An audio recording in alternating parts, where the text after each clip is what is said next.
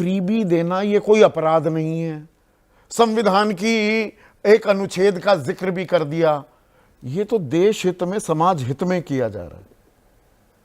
किसकी जेब से, किस नेता ने आज तक 5 पैसे दिए फ्री जेब से? इसका जवाब कोई नहीं देगा। देखिए आप सवाल, मैं दे रहा हूं, कहते ऐसे हैं मैंने दिया। अरे कहां से दिया भाई? अलादीन का चिराग है, घर में मनी प्लांट लगा रखा है भाई। इन सारे नेताओं का टोटल इनकम संभाल लीजिए, उनमें से 5 पैसे किसने दिया आज तक? हाँ। लुटती तो जनता ही है। हाँ। और हमें ढंग से मूर्ख बनाया जाता है और हम बनते हैं। हाँ। तो इस देश की जनता को समझना होगा कि हमें किस तरह से खड़े खड़े मूर्ख बना दिया जाता है और हम मूर्ख बनने के बाद खूब ताली बजाते हैं। ये है इस देश की मानसिकता। मुद्दे की बात आपने जो दिल्ली की करी और अभी जो एक दिल्ली के प्रवक्ता ने बात करी, 2-3 इंपॉर्टेंट इशू।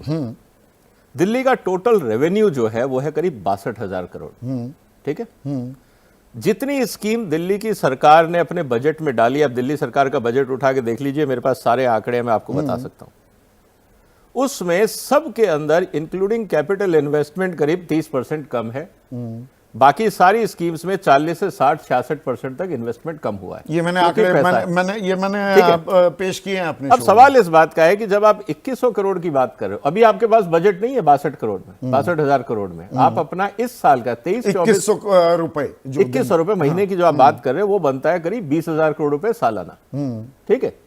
आपके पास अभी 62,000 करोड़ का इनकम है, 72,000 करोड़ का आपका बजट है। एग्जिस्टिंग बजट को पूरा करने के लिए आपने 10,000 करोड़ रुपए बैंक से लिए, मतलब बाजार से उठाए, लोन लिया है, क्योंकि आपकी तो इनकम है नहीं। जो आपने कहा दारू के ठेके में क्या हुआ, आप देखिए दारू पॉलिसी के बाद इनका एक्साइज रेवेन्यू पहले था 9,000 करोड़, जो घट के आ गया 4,500 करोड़। -34% के हिसाब से वो दारू की पॉलिसी से स्टेट को नुकसान हुआ है। ये हुआ दारू पॉलिसी, जब कहा गया था कि इससे रेवेन्यू बढ़ेगा। वो किसका रेवेन्यू बढ़ा है वो सबको पता है। अब सवाल इस बात का है कि ये जो 20,000 करोड़ की 2100 पर मंथ की इसकी जो स्कीम है, इसका पैसा कहां से आएगा ये आम आदमी पार्टी नहीं बता रही। 2,500 रुपए महीना जो दिया जाएगा, कांग्रेस वो नहीं बता रही कि ये पैसा कहां से आएगा। तो ये बीजेपी ने कहां बताया? महाराष्ट्र में? मैं वही बता रहा हूं, या मध्य प्रदेश में? एक मिनट संदीप, कोई नहीं बता रहा ना। ये एक के लिए ही पैमाना क्यों? यही मेरा PIL सुप्रीम कोर्ट में है। सुप्रीम कोर्ट में मैंने कहा कि भाई आप ये कहते हो देश की जनता को इन्फॉर्म्ड चॉइस लेना चाहिए। एग्जैक्टली। हर एक इलेक्शन मैनिफेस्टो के लास्ट पेज पे होना चाहिए स्टेटमेंट ऑफ अकाउंट।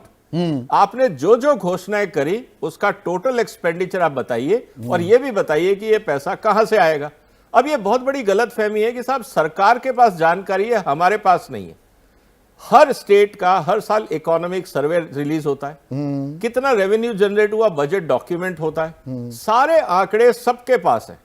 नहीं, अब ये कहना आप इतने बेहतरीन अर्थशास्त्री, वो बुक्स को ड्रेसअप भी कर दिया जाता है ना कई बार। करने दो ना, जो है आप उसको क्वेश्चन करो ना। अगर वो बुक ड्रेसअप है तो आप में के पास तो इतने बड़े बड़े वैज्ञानिक बैठे हैं ना आपकी पार्टियों में, वो एनालिसिस नहीं कर सकते कि फिक्टिशियस डेटा कहां है। कहने का मतलब यह है कि ये बहुत बड़ा मिथ है कहना कि साहब अपोजिशन के पास इंफॉर्मेशन नहीं है। सारी इंफॉर्मेशन पब्लिक डोमेन में है। तो ये केंद्र सरकार को प्रधानमंत्री लगातार 2022 से तो दर्जन भर से ज्यादा बार कह चुके हैं देश की अर्थव्यवस्था का बेड़ा गर्क हो जाएगा। 200 लाख करोड़ का कर्ज तो केंद्र सरकार पर भी है ना। बिल्कुल है। वो पूरा उनको देना चाहिए कि भाई कहां कहां पे हम वहां तो भाई मनरेगा का पैसा तो आप कम कर देते हैं, दूसरा नहीं कर सकते। मैं वही कह रहा हूं संदीप जी कि देश की जनता कब जागेगी। मेरा प्रॉब्लम देखिए ऐसा है, मेरी प्रॉब्लम पॉलिटिशियन नहीं है, वो है मदारी।